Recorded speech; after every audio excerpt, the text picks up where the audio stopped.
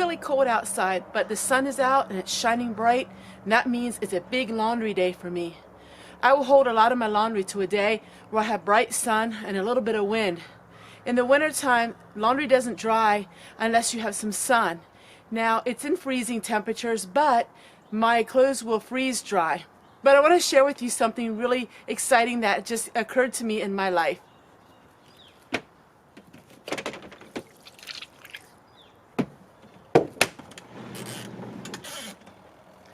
So what's this exciting thing I want to share with you?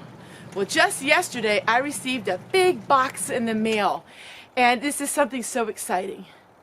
I am really amazed how resourceful you girls are, and one of you found out that I really wanted something, and guess what? She got it for me. So let me show you what I got. In the world could it be?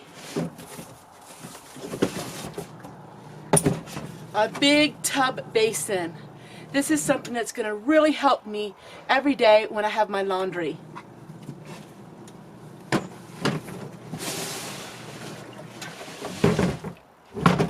You can bolt this to the floor, which I'm not going to do because I'm going to be using this at different places here in the homestead.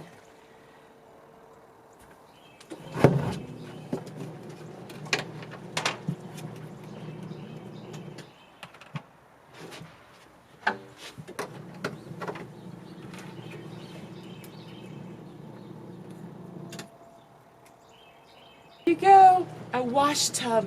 I can use this for so many different things. I'm going to use it for my laundry. I'm going to use it for other projects outside. This is absolutely perfect for someone like me. Everyone, is my laundry set up? Perfect. So I don't need a spigot for it because I use my garden hose. Perfect. So thank you so much to the person who bought this for me. She wishes to stay anonymous, but I just want you to know this is something I will be able to use almost every day, and it's blessing me so much.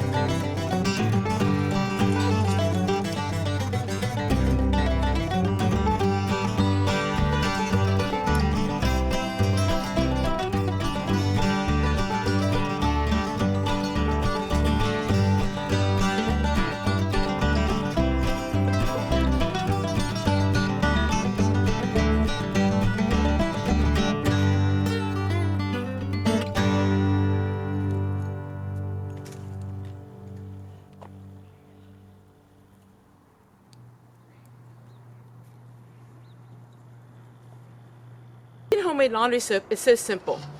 I love these buckets. I always talk about these buckets that have the lid. These are great. You can buy these at Tractor Supply or you can buy them online, and they aren't that expensive. This is great for using it for projects that aren't edible. I even store my potatoes in these. So we're going to mix up all of our soap in one of these buckets. Basically, you take your homemade soap, whatever kind of soap that is.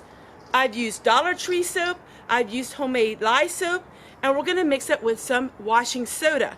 Now, there's millions of videos online about how to do this, and I also have about 4 videos on my own channel. But I'm going to have a little bit different today. I don't use borax anymore because it's an expense I really don't need, Plus, I use all of my gray water, and I use that to water my plants, and borax isn't really that great for your plants. So, I use some washing soda, and today we're going to use some powdered bleach. So I'm going to use this powdered all-purpose bleach that is good for any kind of clothing. So basically, this is how we do it. I'm just going to show you a real quick demonstration for those of you who are new to my channel or missed it. An old food processor, and we're going to add some of my shredded soap.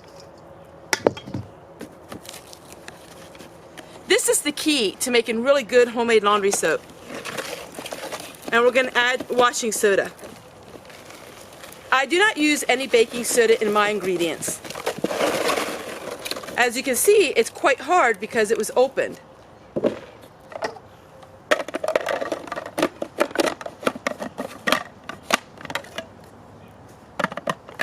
And we're just going to blend it till it's really good and fine.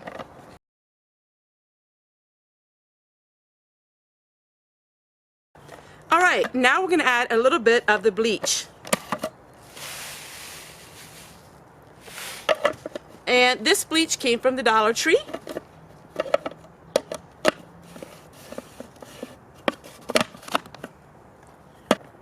And now we're finished with this part. So for this part, till I fill up my gallon jar, we're just going to go ahead and we're going to dump it right into our gallon jar.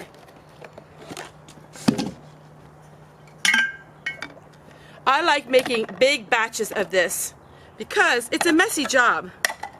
You just take it and you just pour it like this. No mess whatsoever.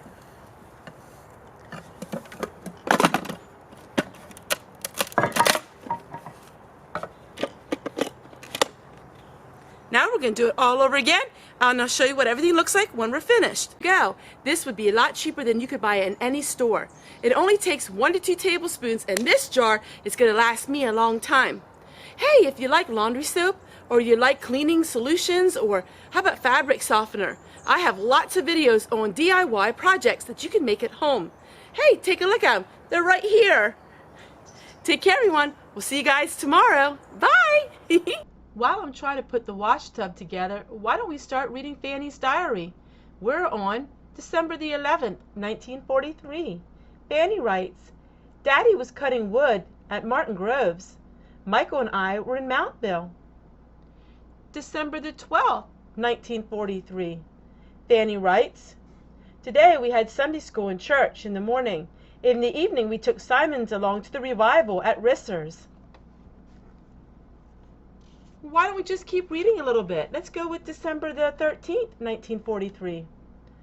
We butchered our hog at Smith's helped. Michael's were here in the evening as well. December the 14th, 1943. Fanny writes, We canned some sausage and made mincemeat. Aha! Mincemeat pie. I remember Fanny making mincemeat pie all those years ago. Let's read one last one. December the 15th, 1943. Fanny writes, Today we canned sirloin and ribs. I cooked meat all day long. It was very delicious.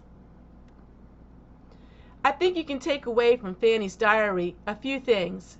One, they always were visiting one another. It seemed like they were always going to each other's houses. Number two, people always helped one another with butchering, with canning, with all kinds of things.